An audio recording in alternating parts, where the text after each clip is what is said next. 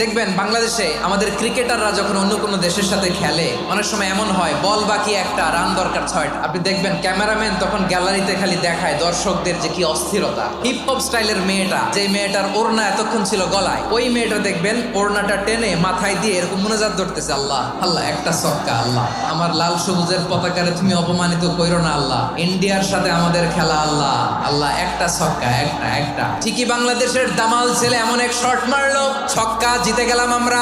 পুরো স্টেডিয়াম জুড়ে চিৎকার, হই হুল্লোড়, মৌজ মাস্তি। যেই মেয়েটা মাথার মধ্যে ওড়না দিয়ে এতক্ষণ সুবহানাল্লাহ সুবহানাল্লাহ বলে আল্লাহর কাছে দোয়া করেছে, ওই মেয়ে এখন আবার ওড়না ফেলে দিয়ে নাচা শুরু করে দিয়েছে।